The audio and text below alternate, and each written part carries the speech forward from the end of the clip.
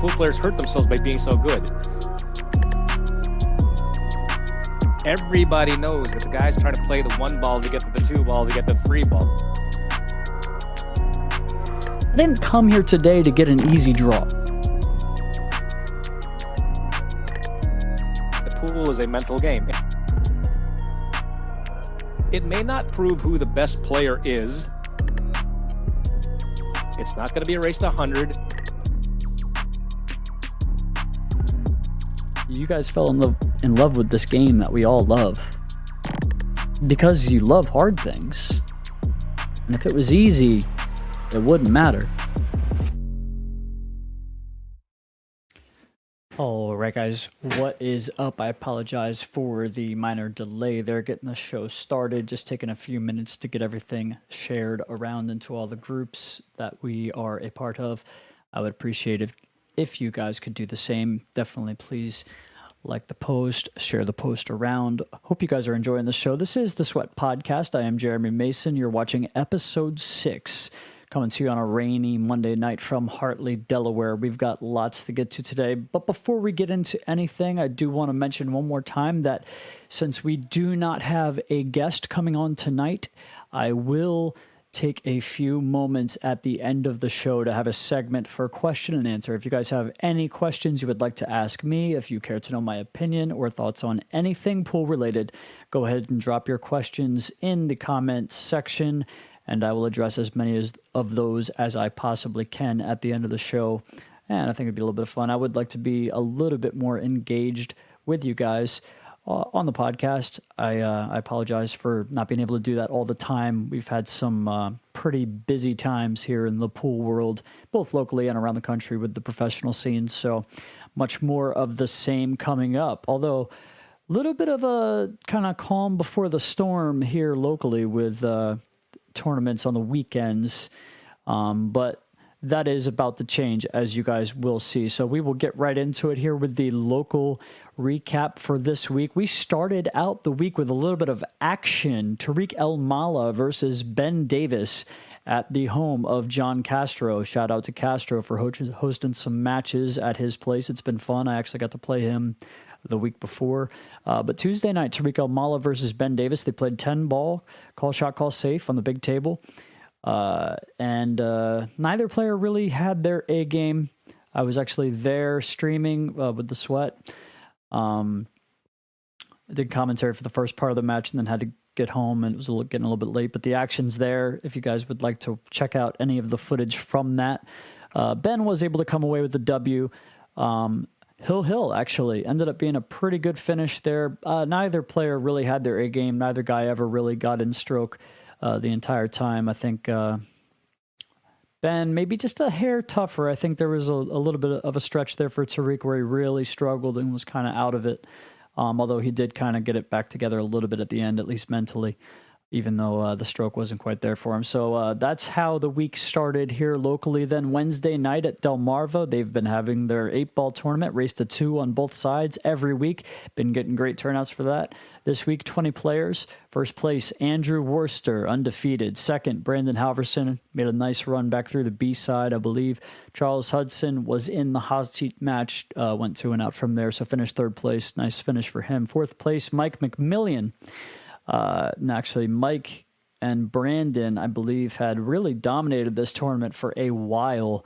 And then, you know what happens. The tournaments start getting a little bit popular. Some of the better players start coming around. And Mike hasn't been in the winner's circle here for a little while, but there he is with the 4th place finish right there at the end there. So 5th, 6th, Larry Sipple and Rick Veller. Real strong top 6 there. That is not an easy tournament. So you guys want something fun to do in the middle of the week and you're in the area, that is only about 20 minutes from Delaware beaches, 25 minutes or so from Ocean City, Maryland.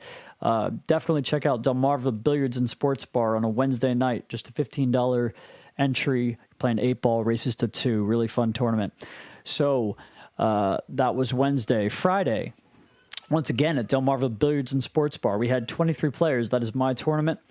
The live stream can be found on the Sweat by Jeremy Mason. First, second, third shop. John Cole had the hot seat. John Hussey lost the hot seat match. Dustin Bunning back through on the B side after losing in the Final Four winner side round.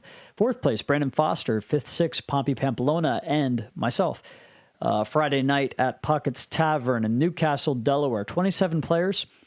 Tough field, and Tariq Al-Mala bouncing back. A little bit of redemption from that match that he had on Tuesday night. Followed that up with a undefeated run through a really tough bracket at Pockets. Ended up chopping first and second with Derek Benavides. Third place, Matt Craw. Fourth place, Al Campo. Fifth, sixth, Josh Brothers and Thomas Allen. Nothing easy there. So shout out to Tariq and Derek, of course. Friday 9-ball chip tournament at South Jersey Billiards. There was over $3K in the prize pool for a Friday night tournament. Not bad. First place, Anthony Bilger. Second, Tony Rudy. Tony always does real well in his tournament there, and with the least amount of chips that you can have at that tournament. Not easy to do, so shout out to him. Second place. Third place, Barry West. Sunday 8-ball chip tournament, once again, South Jersey Billiards, over $2K in the prize pool. First place, Scott DeVecchio. Second place, Chaz Adams. Third place, Pat Haley. And that is it. Everything I have for your weekly tournaments. I actually do not have results from Chop Tank Saturday tournament. I apologize for that exclusion. I think that's 2 weeks in a row I have made that mistake. I do believe John Moody Jr. was your champion. And I know that Lucas Kilgore had an amazing second place finish in a big, I think like 38 player field or something. So shout out to Lucas. Great job, buddy. He's been playing really well. And here, another weekend where Lucas Kilgore and Joshua Muhammad both cash in a big tournament. So great job, Lucas. Sayonara Valleys at the Green Turtle in Bel Air, Maryland. Brian and Lai, BNL Billiards tournaments. They had an 11-11 and under Scotch doubles tournament. I actually don't know if that was 8, 9, or 10. I apologize for not having that in front of me. 23 teams, over $3,500 in the Calcutta. That's a great prize fund there. First place, Carl Vester and Dave Zacina. Second place, Wayne Everhart, Mike Cooper. Third place, Nick Spriggs and James Wiley. Fourth place, Todd Michael and Jordan Murray. Fifth, sixth, Josh Muhammad with Lai Lee. And a couple local players, Ben Davis and Andrea Thomas. Great shooting, guys. Nice tournament once again from Brian and Lai. And as you heard in the title there, Sayonara Valleys, the Diamond Tables will be in for the next tournament that they run there at the Green Turtle in Bel Air, Maryland. There was a Scotch doubles 8-ball tournament at Bell's Sports Bar and Grill. I believe that is in Frederick, Maryland. That is Sarah Evans and Rachel Ray with David Mason running those tournaments out there. They had 28 teams. Nice tournament, guys. Three-way split. Rick Winpigler and his buddy Earl Nichols had the hot seat. Ryan Jones and Bobby Adams. Antonio Reyes and Ismail Aguilar, your other top three teams there. Fourth place, Joe Stem and Nemo, once again, always hanging out near the top. Nice job, Sarah Evans, once again. There was a benefit tournament for a gentleman who goes by the name of Cricket up at the Riverboat Saloon in Burnville, PA. I believe the gentleman is fighting cancer, and this was a benefit tournament put on by LBS Championship Pool. I believe that is... I know Jeff Greener is associated with them. I don't want to say for sure offhand who LBS Championship Pool belongs to, but I know that Jeff Greener is associated with them. I'll try to get more information on that. I've just seen a couple posts from them, and I know it's a bunch of names that we know up there doing good things. So they were able to raise well over their intended goal of $2,000 for the gentleman and his family. And so... hang in there, Cricket. We're pulling for you. First place, Jason Kochenauer. Second place, Lance Fessler. Third place, Scott Ford. Fourth place, Daniel Spatz.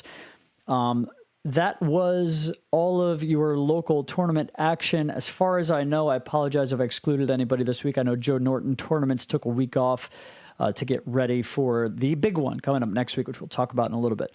But there was more action. Mike Holly versus myself, Jeremy Mason, up at Z-Hob Productions. Big shout out to the Z-Hob guys. Can't thank Chris Zook enough for hosting the event or the match. Mike Holly was a gentleman. I remembered him being when I met him at the expo. And we've been trying to play this match for a while. I did not play well, and he did not play well. It was definitely a bit of a pillow fight for the first half of the match. I was fortunate to lead by a score of 8-7 at that point, and it seemed like the match was just going to be a matter of which one of us kind of snapped out of it first, and that happened to be Mike. I never really found my game for the day, and Mike actually played pretty well down the stretch. He won 8 of the last 9 games there, and by the end of it, he was looking real strong, real confident, playing a lot closer to the game that I know he has. So shout out to Mike Hawley. Nice 15-9 win over myself. And once again, thanks to Chris Zook. Thanks to Jamie Gerber for being there, helping out with the commentary. And if you guys do not follow Z-Hob Productions on Facebook, make sure you go ahead and do that. They provide a great live stream whenever there's action up there. Matt Craw versus Derek Dea at Bropst Saloon Billiards. Bropst Saloon Billiards back in action. We had a match a couple weeks ago, but kind of been out of it for a little while there. I obviously could not be there. I was up in Pennsylvania playing. But Dave and Steve and Eric were, of course, there running the live stream. Matt Craw and Derek Dea, they played 9-ball races to 9, best 2 out of 3. Best 3 out of 5. Matt came away with the win in the first set, led really big. It got a little bit closer, but I think Matt won 9-5 in the first set. And then Derek seemed like he kind of got his feet under him, got a feel for the room, got a little bit comfortable, and won 9-5 in the second set, 9-2 in the third set, and 9-3 in the fourth set. Put on a little bit of a show. And those guys have battled several times on several occasions here in recent memory. A couple times up at Z-Hob Productions, like we just mentioned. And now here this was Derek Dea's first time at Bropst Saloon Billiards.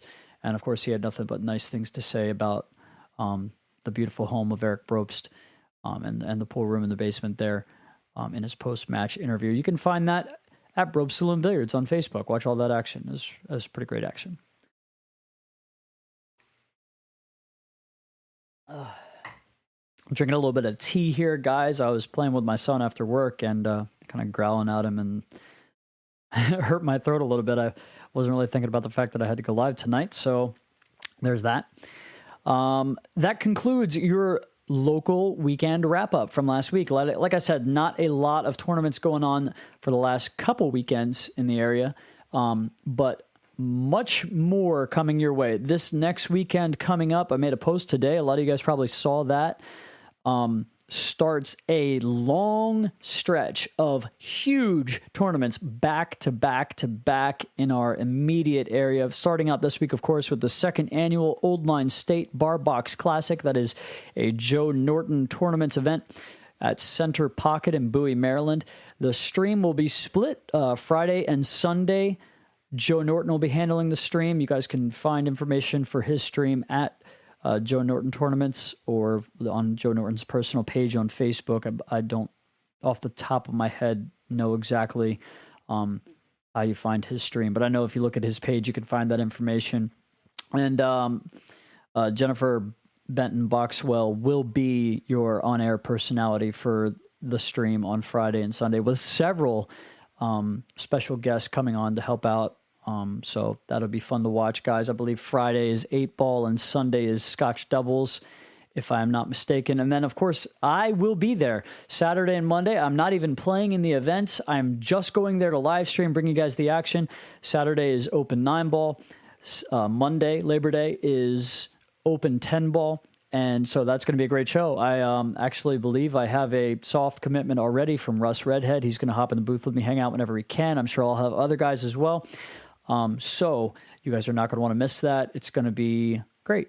And Joe Norton does a great job. This is pretty much the biggest event of the year that Joe Norton does as far as singles goes.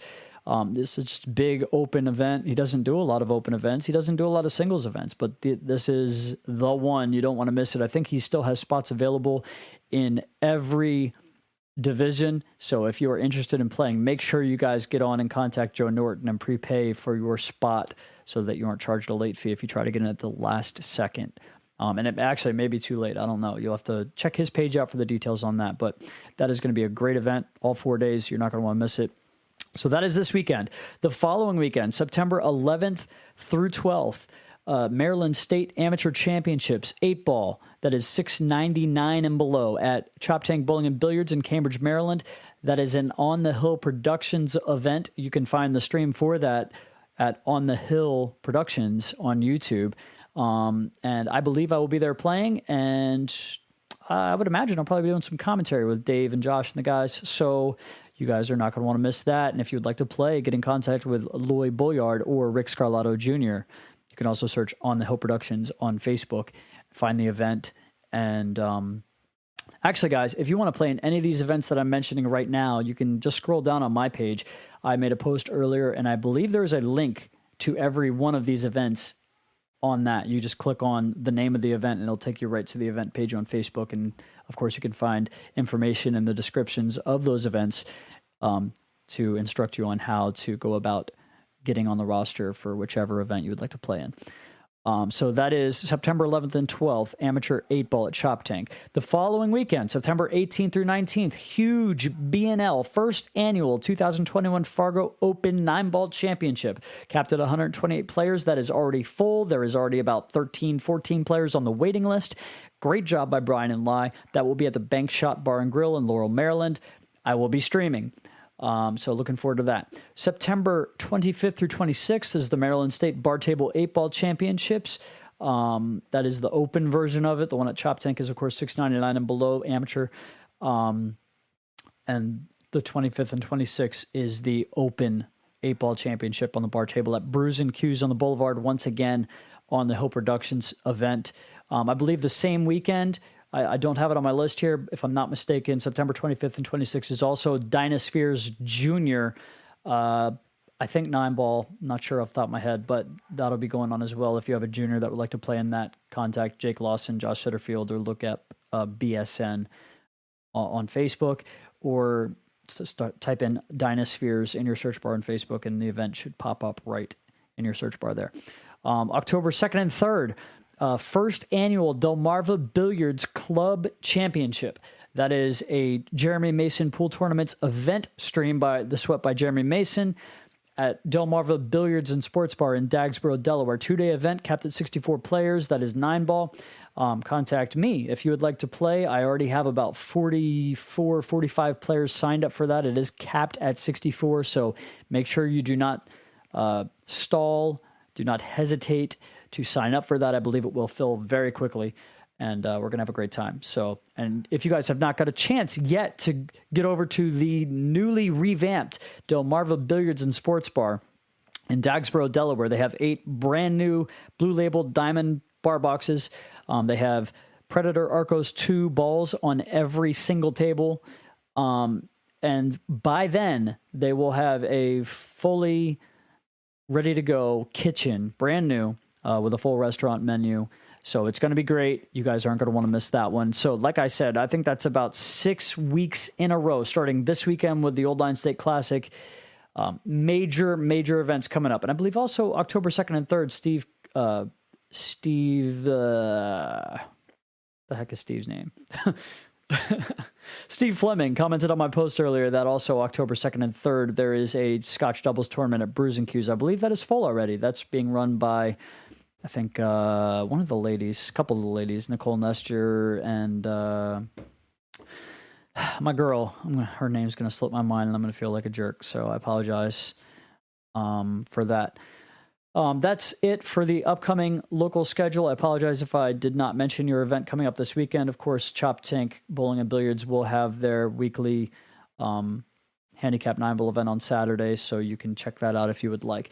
Moving right along, the Texas Open was this past week. Huge tournament, awesome pro-level event. There was 3 divisions, 1 pocket, Open 9-ball, and the women's 9-ball. The 1 pocket had 32 players. And the prize fund for each of these events, the one pocket obviously and the open 9-ball, were ridiculous. One pocket, Dennis Orcollo, undefeated. Second place, Josh Roberts.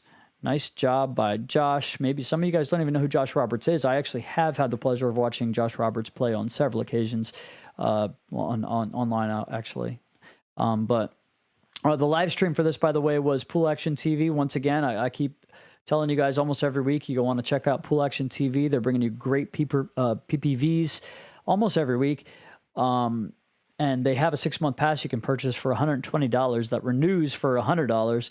And it is worth every penny because they are bringing you action on a weekly basis between the challenge matches and some of these big tournaments. So once again, second place, Josh Roberts. Third place, Shane Van Boning. And I don't think we're too far here from having to include Shane Van Boning in this this top 5 one pocket players conversation that's been going around on Facebook with the Booth brothers and Molina Mike. I don't know. I mean, we haven't seen him play a big money match, so there's that. He says he doesn't really care to, so there's that. But Shane Van Boning, third place here and winner about a month ago at the Midwest Expo in a tough field. And this was a crazy field here. This field this week was 32, probably the deepest one pocket field I've seen since I've been really paying attention. So fourth place, Tony Chowan. Starting to get some better results in tournaments. A lot widely regarded as one of the top 5 one pocket players in the world, and doesn't really have the tournament results to back it up all the time. But he's starting to play better in these short race tournaments. Fourth place here, and I think he got third or something like that at the last big one pocket tournament. So something to watch there. We'll see if he can continue to get better at these short races. 5th, 6th, Scott Frost, Corey Deuel. 7th, 8th, Jeremy Seaman, Omar Al-Shaheen. Open 9-ball, 156 players. Your champion, Shane Van Boning. So great week for Shane Van Boning. First in the 9-ball, third in the one pocket. Second place, Dennis Orcollo. So great week for Dennis. Second in the 9-ball and first in the one pocket. Third place, Roland Garcia. And he's been playing out of his mind. Probably the hottest Filipino right now. Other than Dennis, of course, but Roland, couple real high finishes, second place to Shane at that one pocket tournament that we just mentioned, and just playing really well. Fourth place, Sky Woodward, real deep run for Sky once again. Seems to do well in this 9-foot, 9 on the spot format, although no indication of that in the match that we just watched between him and Carlo Beato. But 5th, 6th, Tony Chowan and Jeffrey Ignacio. Jeffrey Ignacio, one of my favorite Filipino players to watch. Great run from him. And then Tony Chowan, 5th place here. Great week for him. 5th place in the 9-ball, 4th place in the one pocket. And quietly, Tony Chowan playing some really good rotation right now. A couple really high finishes. Just won a big tournament in Louisiana, I believe it was, probably 3 or 4 weeks ago. And a high finish here in the 9-ball and pretty high finish at the Midwest Expo in the 9-ball. So Tony Chowan coming on real strong with the rotation games here. 7th, 8th, Jesus Atencio and Naoki Oi. As you can see, this field was ridiculous, by the way. 9th through 12th, John Mora, who's been playing as well as anybody. Carlo Beato, who just saw tortured Sky in that race to 150.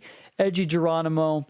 Another Filipino player there, and Evan Lunda, I believe a younger player there, also a good one pocket player. So I just wrote down the top 12 here for that event, but absolutely monstrous 156 player 9-ball field. So really nice finishes for all these guys I just mentioned there. And I believe junior player Lazaro Martinez finished in the cash, I think maybe T17. It might have been T13. So great run for him. That was your open 9-ball division. The women's division, 32 players. First place, undefeated, Allison Fisher. Second place, Courtney Peters. Third place, Sakura Muramatsu. Fourth, Chris Fields. And 5th, 6th, Gail Eaton and Jennifer Kraber. So the news this weekend, or the Facebook drama of this weekend, a Facebook post after his elimination from the 9-ball division here at the Texas Open, Corey Deuel made a Facebook post. I'm going to read it for you guys. It said, "What do players think about having international players get seeded into one side of the bracket and Americans seeded to the other side? This would help for rankings. I've seen this done in other countries. Seems to work great. What do you guys think?"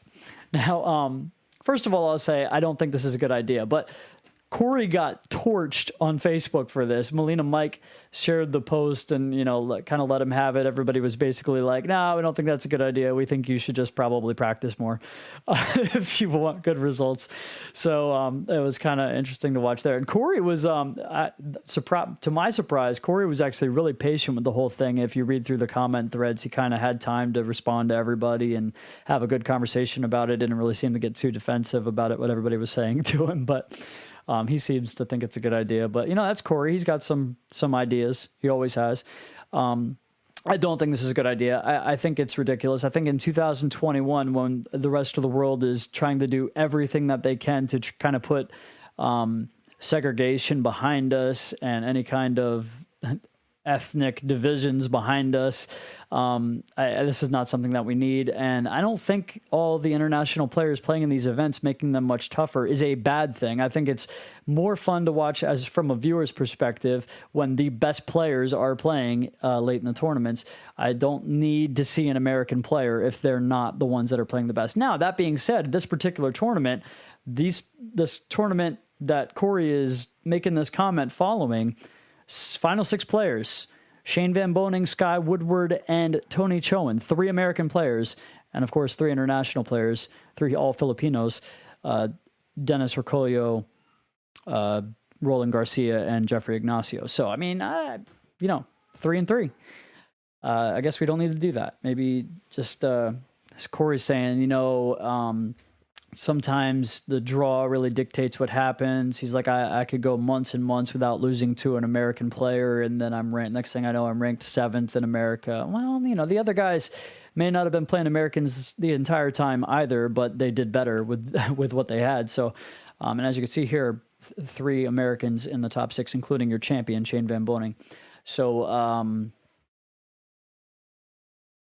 by the way, I wonder how much more a great rotation we have to see from Tony Chowan before we start thinking about him a little bit for the Mosconi Cup. I don't know. That's the first I've ever heard anybody mention that thought. So maybe you guys can let me know what you think about that.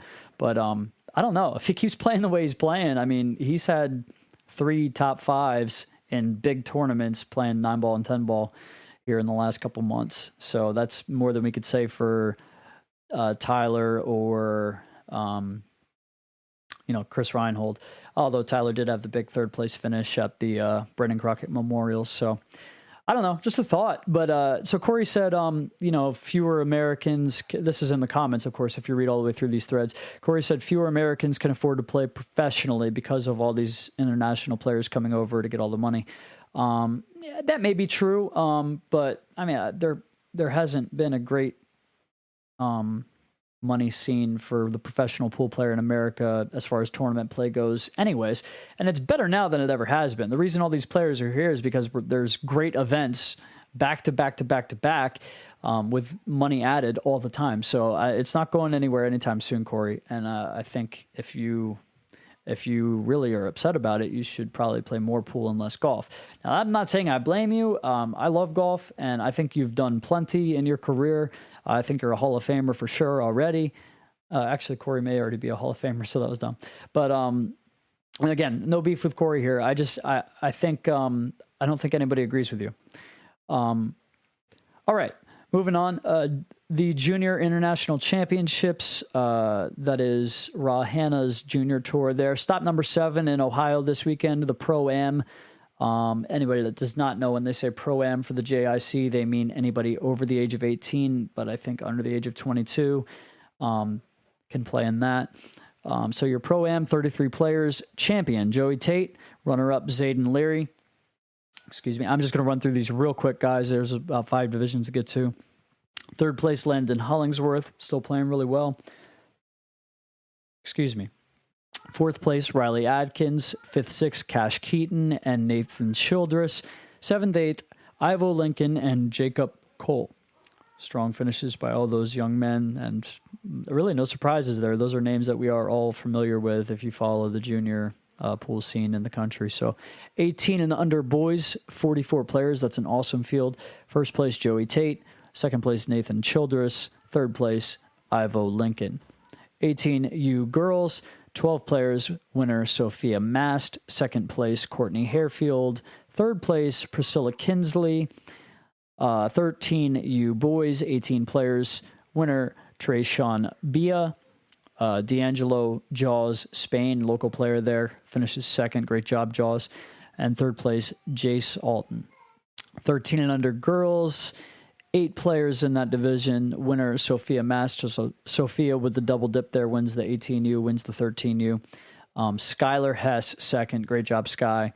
And Skylar and Sophia seem like they play each other about 3 times a week in these things. So I'll be interested to see how long that rivalry lasts. I think they're both like, I don't know, 13 years old, 12 years old, something like that.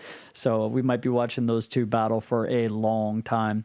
And Noel Tate in third place. So that is your look around the country. Lots going on there. So quick what to watch here. Like I said, there's a lot coming up on the local amateur scene. There's a lot coming up on the professional scene. Predator Pro Series,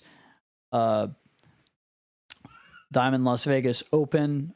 I hope I'm saying that right. It's a little confusing because it was a tournament last year, the Diamond Las Vegas Open, and then this year I believe it is just included in this U.S. Pro Billiards Series put on by CSI and Predator. So I believe that will be the second stop in this series of pro events by CSI, and that is the ones that will be raced to 4, best 2 out of 3, and then of course the tiebreaker is a spot shot shootout. So very exciting format. Look forward to watching that. That is coming up September 1st through the 4th. And then right after, a couple of weeks after that, September 13th through 18th, this is the big one, guys. We've got the U.S. Open presented by Matchroom. You can find footage for this on the DAZN app in America and elsewhere. Check out Sky Sports if you have access to that. This is September 13th through 18th, Haraz Resort in Atlantic City. Looking forward to that. Can't wait. Of course, we've announced it every week, but we have Alex versus Tony coming up. One pocket. Tony getting 9-8. That's a race to 36 over 4 days, I believe. So race to 9 each day. And then the Omega Diamond Open, September 28th through October 3rd, several divisions there. So, and I think there's Omega, of course, Omega will be providing the pay-per-view for that. So lots more great professional action coming up to watch, guys. I'm looking forward to it.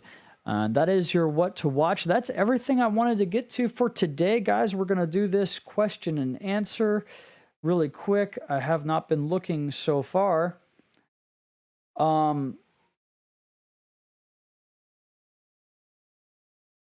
Let's see. Let's get to some of these questions. All right. Brian Kilgore says, question for the end. What are your thoughts on Calcutta and tournament payouts transparency, the timeline in which they should be posted, how they should be posted, breakdowns, etc. This has been a hot topic about what's actually taken out and why, but I believe the transparency in posting the actual payouts is incredibly important. There's a reason for this question. Okay, so for me, I think that if you are the tournament director, if there's a Calcutta, and obviously there's payouts for the tournament. For me, first of all, on the flyer, when you are announcing your event, it should say whatever money is being taken out. If you're taking a greens fee, it needs to be on there. If you're taking 10% of the Calcutta, that needs to be on there. If it's 100% payout, go ahead, say that. That's a great advertisement point. Whatever you're doing, go ahead, do it, own it. But be honest about it and upfront about it, and the players should know what they're getting into before they get there on tournament day. So that's one. Two, as soon as you are done with the draw, your very next priority should be sitting down, counting the money, making sure everything's right, and getting your payouts done and that should be posted well before the first round of matches is over, in my opinion.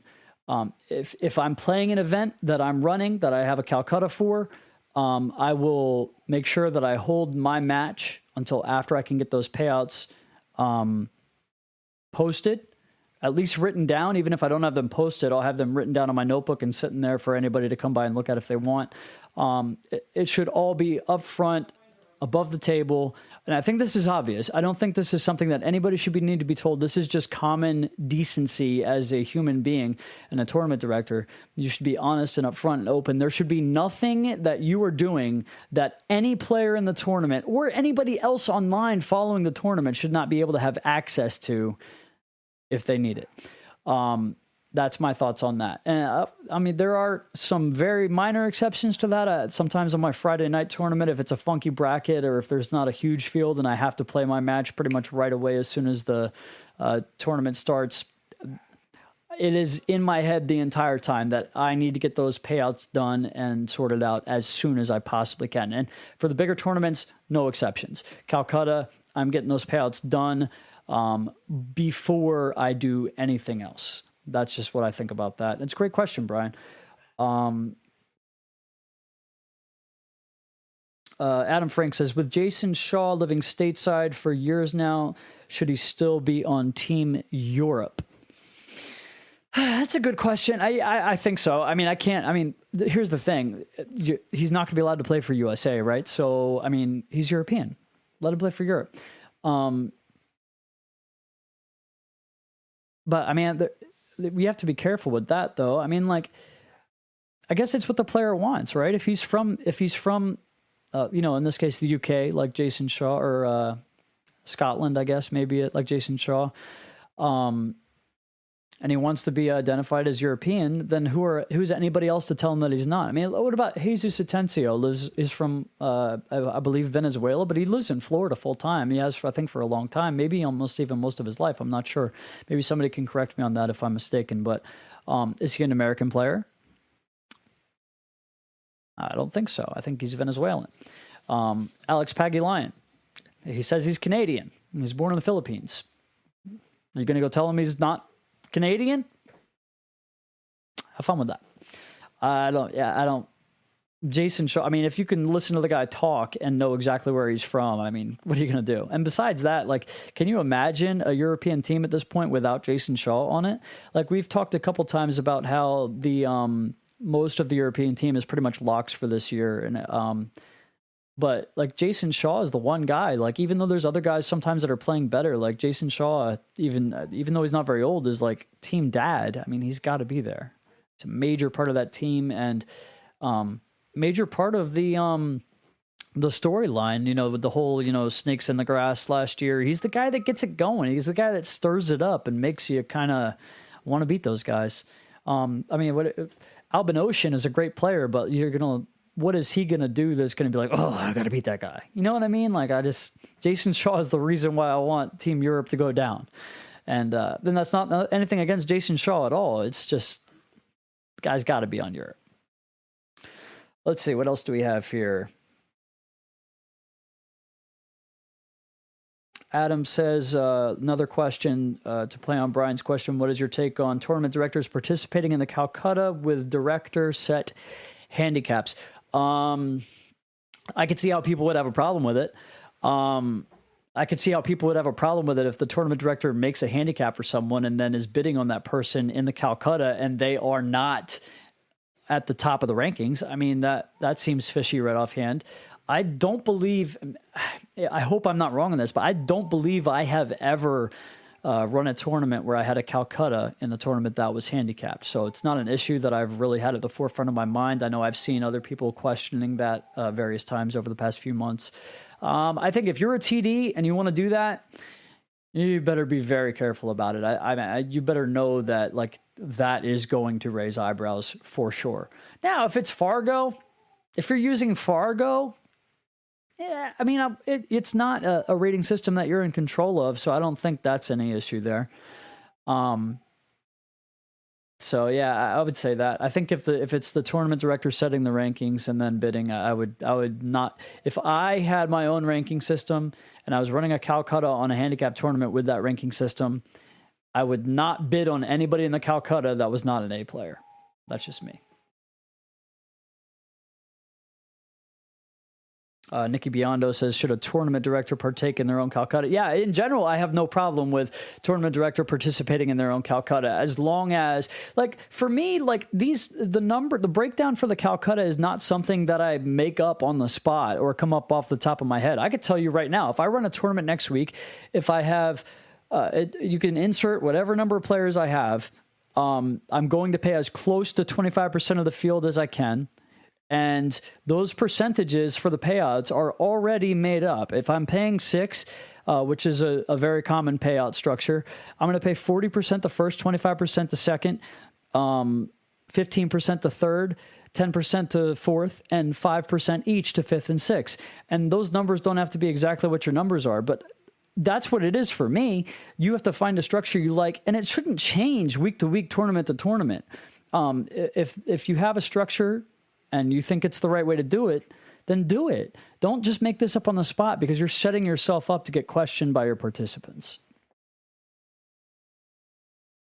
Let's see what else. I know there was a lot more questions in here. I'm not really seeing all of the comments here as I look down. Maybe I can look on my computer. I know there was more. I saw there was a couple at the beginning that I'm not seeing right here. Let's go all the way up to the top. These are good questions, guys. I appreciate it. By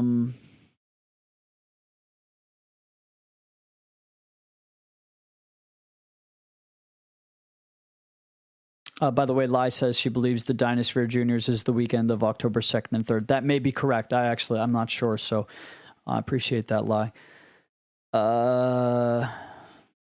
Adam says, when are you going to start your next side hustle of billiards for setting up gambling matches? That's actually funny, because 5 minutes before I went live today, I had a gentleman in my inbox asking me to find him some action, and I believe I made a game for him for next Wednesday. So that's something I've been doing for a while. I don't really advertise to people that I can do that, but people just generally know that I have a pretty good network. I have a pretty good idea of where people stand in rankings, whether that be Fargo or just how guys match up locally. And the thing is, if you know player A matches up well with player B, and you may not know player C, but player B matched up with player D, and player D, you can kind of figure out what a good matchup's going to be here and there. And so I have been able to make a lot of matchups for guys over the last couple of years. And, every couple of days I have somebody texting me, trying to see if I can get them good action. And I don't think anybody has ever asked me to find them a match that I have not. And actually, somebody just popped into my head when I said that. Mike Morris I think he lives in Milford. He's about a APA 6 and 9 ball or whatever. He asked me to find him a matchup, and I know for a fact I did not find him a matchup. And as soon as that came out of my mouth, that popped into my head. So Mike Morris, I'm going to message you when I'm done with this live stream, and we're going to see if we can get you some action because I feel bad now. But yeah, Adam, it has not been a side hustle. I've never made a dime doing that. I don't know. To me, I think there's a lot of guys out there in the pool industry that seem to be a little bit unapproachable. They seem like they don't have time to, talk to people, and that. Not everybody, but there's guys out there that seem like they're too big to make time. Look, I have a great network, and if I can do something to help somebody out in the pool world, I'm happy to do it. Don't need to make money to do it. Lai says, Tina Morfessis. Yeah, Tina, sorry. That is the other lady who set up the Scotch Doubles tournament at Brews and Q's for the weekend of the 2nd and 3rd, I believe. And Steve says there are still a few players on that list that are looking for partners. Richard Grun says, love the setup. Thanks for that, Rich. I appreciate you. Steve Fleming says his last name is Fleming. That's hilarious. Sorry about that, buddy. Adam Frank, do you feel the chop has become too standard?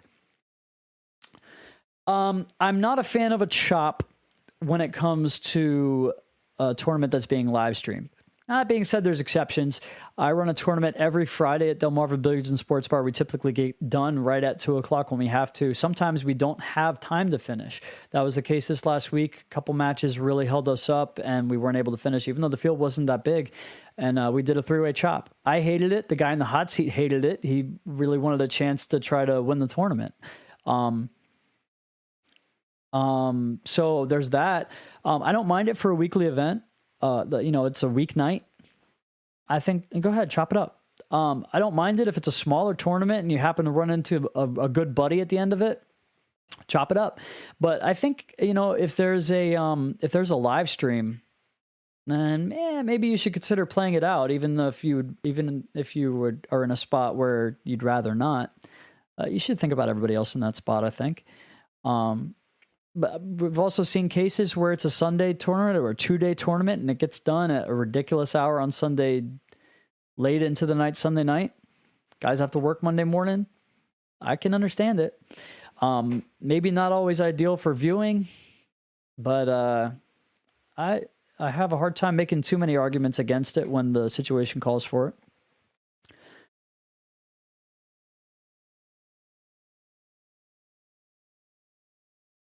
Adam, at what age do you believe players are in their prime? I hope it's like late 30s, early 40s, because I got a late start and I'm 31. So I'm hoping like this isn't my prime. I want to get a lot better. So that's how I'm going to answer that. I don't know. I would say it definitely depends player to player. I think it depends when you started.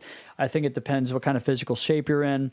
I think it depends on your family life a lot. I think there's a lot of guys that are in their are getting ready to go into their prime at 25, 26, and then they start a family and they quit playing for 20 years and they miss their prime. If we're talking about professional players, I think we've seen that you can hit your prime late. I think Sky Woodward is hitting his prime. And maybe somebody out there can help me with how old Sky is. I don't know off the top of my head, but I have a feeling he's a little bit older than what we generally say is prime age for a pool player. So, and then there's guys that are exceptions. Like, it seems like Ralph Souquet is going to be able to play at a high level forever. So, I mean, maybe his whole career was a prime. I don't know. If you had made me pick a number, I would say it's close to basically everything else. I would think... So later than most of your like physical sport activities, but earlier than a lot of other, things in life. I would say probably late 20s, early 30s would probably be prime. But it depends on game too. I mean, you could see the games that are more about moving and less about pocketing balls and eyesight. I would say probably later, because information is everything. And as long as you can still physically get around the table and have the mental capacity and energy to be engaged for a long period of time at a high level, then I would say the more knowledge that you can have in certain games, the better off you are. So I think that would make it later as well.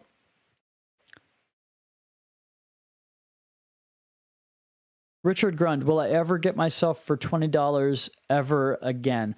Yes, we have a optional side pot on Friday nights at Delmarva Billiards and Sports Bar, so you can get yourself for $20 there. If you're referring to a Calcutta, that's a dumb question. Steve Fleming says Joe Norton has actually waived the late fees for signups for the Old Line Classic. So you guys go ahead and make sure you jump in that. Let's fill it up. There's spots available for all 4 divisions, to my understanding.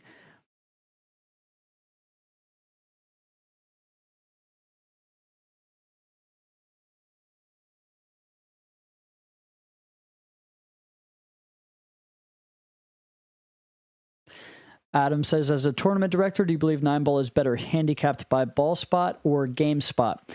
There's a couple different ways to look at this. So I used to run a weekly event on Wednesday nights out of Milford Billiards, and before that out of Georgetown Billiards, and it was spot ball handicapped. So if you were 2 skill levels above the guy you were playing, you'd be spotting him the 7. If you were 3 skill levels above the guy you were playing, you'd be spotting him the 6.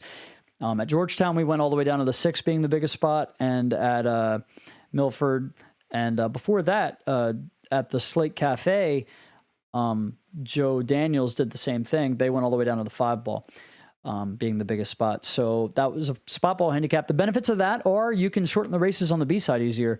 If I'm doing a game spot handicap, for a tournament, for a weekly event that it's a nighttime start and we have to get it done in a certain amount of time. It's way easier to do a ball spot because you can just go race to 5, race to 3 still, like you would for probably an open event on a night tournament. But there's downside to it too. I think it's less beneficial for the lower level players in the long run. In the short run, it gives them probably a better chance to win. But in the long run, I think it does less to teach them the game of pool the right way. The same problem I have with APA with the ball count. You don't learn the importance of finishing a rack and closing out a rack, and you'll end up having problems in that area. So I think that's a big deal. I also don't think anybody should ever lose a game of pool on like a 1-6 combo. Like, I get it's great to make a handicap with someone just so you can get a game, but to me, like, we're playing 9-ball. You should probably make the 9-ball to win the game. So I'm I'm a fan of a game spot. Also, with the advent of Fargo, there's no way to give good results to Fargo for a ball spot tournament. You can, if you're handicapping a tournament with a game spot, as long as you're putting the actual score into the bracket. So in other words, if I'm playing Susie Carmichael, who is a 3, and it's a 7-3 race, and she beats me by a score of 3-5, you have to put 3-5 in the bracket because that's how many games she won. That's how many games I won. And then those results can go to Fargo, I think everybody knows that I firmly believe that Fargo is great for the game of pool, and we need to be getting as many tournament results into Fargo rate as we possibly can. We're playing catch up in this area in that regard. There's a lot of guys jumping on board with that a little bit late. Late is better than never. So that's important to me. And that's, if I had no other way to make that decision as a tournament director, I would make it on that. I would, if I didn't care either way, game spot, ball spot, I would choose game spot because I want to give results to Fargo. Adam says, who would you most like to take actual lessons from on the pro scene? That's a really good question. I can't say that I have actually thought about this a lot. I've never taken a lesson. I've certainly picked up tips here and there from people. I've learned a lot from YouTube, a lot from professional commentary. To me, I care way more about the patterns and, the right way to play a shot than, my fundamentals. I think that kind of stuff I can work on my own. Most of the time, the things that I'm doing wrong, I know I can go back and look at footage of myself and figure out what I'm doing wrong. But if I wanted a lesson, it would be in that regard. So I would like to talk to somebody that plays the best patterns. I'd like to take a bar table 8-ball lesson with Corey Deuel. And maybe that would be my pick. Maybe I'd say I'd take a bar table 8-ball lesson from Corey Deuel. The only other thing I'd say is I'd love to start learning the game of one pocket at some point. I know a little bit. And probably Jeremy Jones. I mean, Jeremy, I'd love to meet Jeremy and pick his brain about a lot of things, commentary and a lot of stuff. I have a ton of respect for Jeremy. And from what I understand, he's a great teacher. He's great at breaking the game down. So I would say that would be my other answer, would be Jeremy Jones. Adam Frank says, John Moody Sr. won Chop Tank on Saturday. I apologize for that mistake. Nice win for John. We haven't seen great results for Senior there at Chop Tank so far until that win. So great job by him. A couple of guys getting on me about that one. Adam Frank says, should Red Bull begin sponsoring billiards? Absolutely. I think any big company that wanted to could own pool. And I think Red Bull would be a great one. They already you could see that they're willing to dump advertising money into things. I mean, I believe they are the title sponsor for maybe like the PBR or something like that. I don't know. I feel like I've seen them being a sponsor for a lot of athletic endeavors. So yeah, and that'll be an email that I'm writing at some point for sure. John Cole, what's your thoughts on a shot clock for the Friday night tournament? Oh, you're setting me up here, man. I don't want to pick on anybody. The Friday night tournament this week did not go well as far as timing goes, I will say.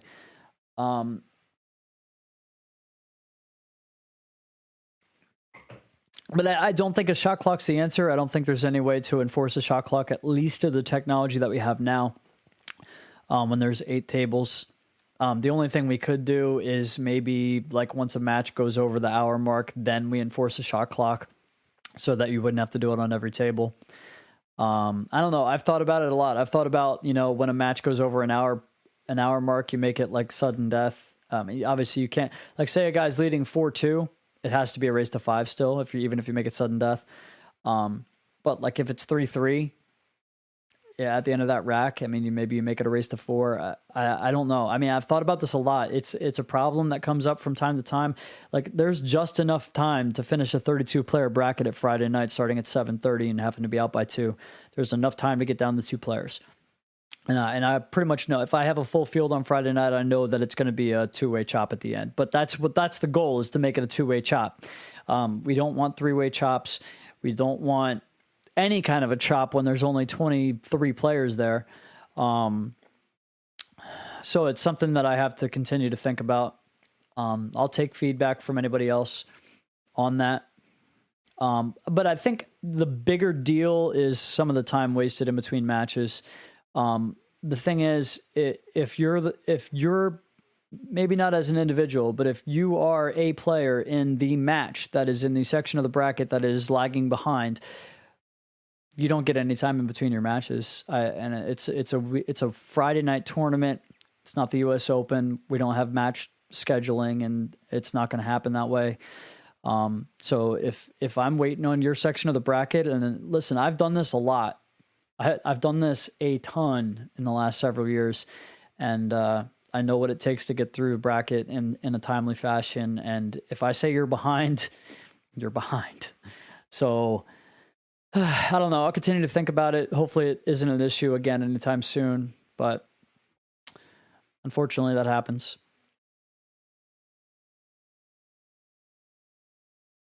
Adam Frank, do you feel being on film does in fact affect a shooter's play?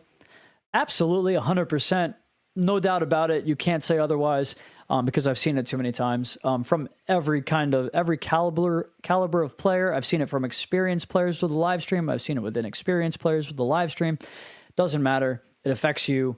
It's just a matter of learning to deal with it. And sometimes the nerves that you're feeling don't even go away. You just have to learn to deal with them and perform with them. It's a huge deal. Mark White says, hi from Mexico. What's up, buddy? I don't know if you're still watching, but you were on earlier. Good to hear from you. Hope you are, I think you're about to make your way over to Las Vegas. Safe travels, buddy. It'll thrill me when I see you on American soil in Las Vegas doing what you love. I know you've worked really hard to get there, so shout out to you, sir.